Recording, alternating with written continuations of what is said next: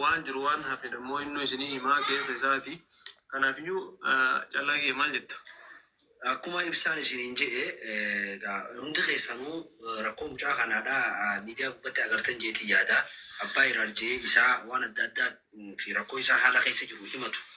Akkasuma namni rakkatu malee fuula namaa ilmi dhiiraadhaa hin dhaabbatu. Rakkoo ilma namaa ilma dhiiraa fuula namaa dhaabdu immoo rakkoo jabaadde akkasitti naa godha. Mucaan kun ammas nama Oromooti, nama afaan Oromoo dubbatu, nama Islaamaati. Nama jabaa ilmaan kana dalagatee gargaaree guddifachaa turesi, guddifachaa jirusi. Arragaa biyya baqaa jira. Biyya baqaa isaa miti. Namni ilmaan hin qabne, namni tokko, singiliin tokko kophaa isaatti oo gargaarsa hin qabne jiraachuu ni ulfaata. Wallaahi ni ulfaata. Sigalee kanaaf biyya baqaa keessa taa'ee manni kun mana Arabaati firaa gaafatan. Ijoolleen tun ijoollee xixiqqoodha. Waan qabu haadhaaf darbee deemee hin beektu. Bisa belo jas kan jetti nyata. Ini kamu jauh nimbe tu, bo male cantik kan so nimbe. Sigale kanafu arah ufne fula kaisan jirra. Rabbi sinille fula nama isini hinda bini. Ilman ini isini fatanini. Tanaf ormotiya imam musliman hunda kaisan adunya rajultan. Namni Rabbi lafisif accounti komanti jalarati jirtu kanarati. Support godhuu dandeessan waan dandeessan erguu fi dandeessan ammuma gargaara namni jettanis abbaa irraa kajoo hagastirra jiru isa waan dandeessan gifti push godhuu dandeessan baafatee yoo gatti qaate karaa manaatii fi waan ijoolleen tun itti nyaattu farraa kafala ammas gurbaan kun wanni inni barbaadu fedhinaan isaadhaa galu hara biyyaa sanin taane yoo rabbiin godhee fi uummanni Oromoo kun gargaare as keessatti waan akka baajaaj ni haa taatu hoskis haa taatu silaa waan xiqqoo takka olii godhaniif ilmaan kana guddifate yaada khiyyahuun yaada jawuun qaba. Kanaafuu nama fayyaa qabu nama dalagatuu danda'u ilmaan kana immoo bakka kaayee deemee dalagatu hin qabne bakka itti amanu hin qabne bakka haatu san maraahu haati ilmaan kanaadhaa akka ilmaan irraa hin qabne namoota saniin arrabsaa wallolaa namni ilmaan irraa fuudhu dhaban. Kanaafuu Oromooti namni baqattanii beektan keessaafu namni dhaltanii beektan sinii galee miti. Rakkoo jabaatee tan akkatti dhaabbatee fuula keessan kan isin kadhachiisu jira. Kanaafuu isinillee Rabbi fuula namaa isin hin dhaabini. Wanni jennu jirtu gubbaa kana nu gargaara. Sappoortu nu godhaadha. Isinuma qaba gubbaan kun. Nama biraa hin qabu. Sigalee ijoolleen tun ijoollee ol guddattu. Ijoollee boru biyya tana tarakkabdu. Kanaafuu Oromooti yaa Rabbummaa ja'aatii nu gargaara. Fattara. Kafana itti qabamu caakanatti. Please. Rabbi sinaa gargaaru. Inshallah. Maki. Fake. Sagalee ni daga utu jira.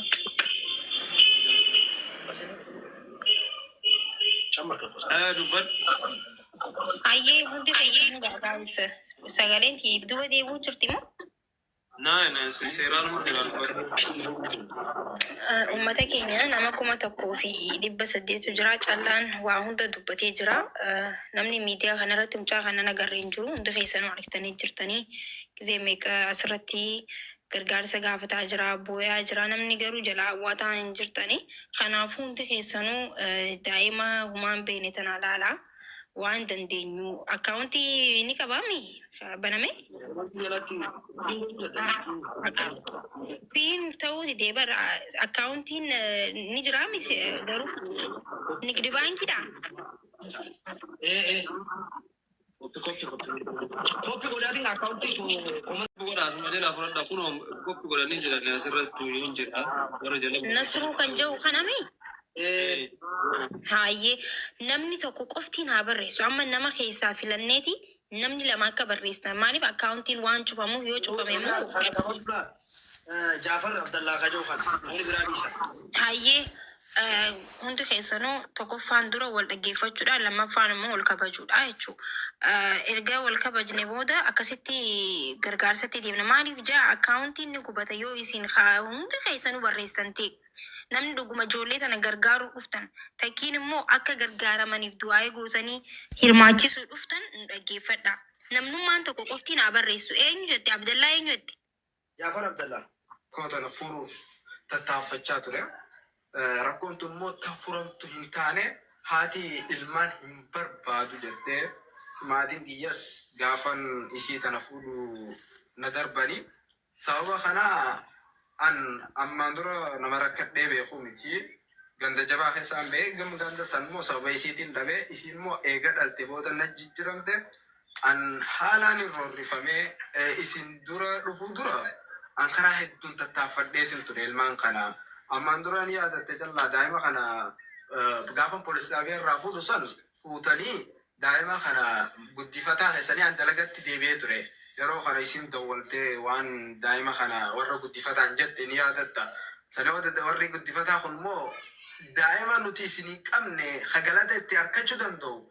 Haati dawwaltee nu arrabsiti jaaniiti si galtee maskootaanii si darba immoo dhuftee fudhattaa daa'ima kana jaan bakka hojiirraa daa'ima kana fudhadhe.